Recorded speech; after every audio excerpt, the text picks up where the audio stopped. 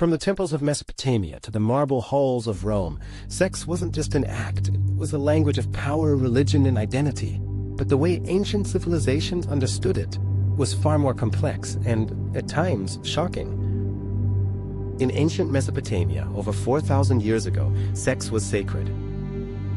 Temples dedicated to the goddess Inanna practiced what was known as sacred prostitution. Men would pay offerings to the goddess by sleeping with her priestesses. To them, it wasn't sin, it was worship. Move west to ancient Egypt, and desire took a different form. The pharaohs, seen as divine beings, often married their own sisters to preserve royal blood.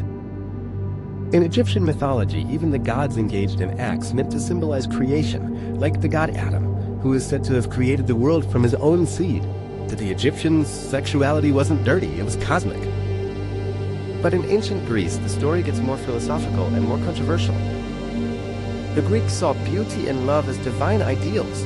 Relationships between older men and young male apprentices were common, a social and intellectual mentorship that blurred the lines between affection and education. Meanwhile, goddesses like Aphrodite embodied both desire and chaos, proving that love was as dangerous as it was divine. Then came Rome, the empire of excess. Here, sex was power. Roman elites flaunted their wealth and status through extravagant orgies, poetry about seduction, and erotic art that filled the walls of Pompeii. But behind the marble facades, there were strict social rules. A Roman citizen could indulge freely, as long as he maintained dominance. Women and slaves, however, faced double standards that reveal the hypocrisy of Roman morality. Even so, the Romans weren't the wildest. In India, the ancient Kama Sutra wasn't just a book about positions. It was a philosophy of pleasure. It taught that intimacy was a path to self-knowledge, a sacred union of body and soul.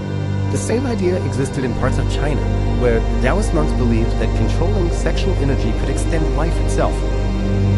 Across all these worlds, sex wasn't shameful, it was spiritual, political, even magical. It was a mirror reflecting each civilization's deepest beliefs about life, death, and power. Today, we look back and call them ancient, but their views challenge our modern assumptions. They remind us that human desire, in all its mystery and complexity, has always been a force that shaped our world, not hidden in the shadows, but carved in stone.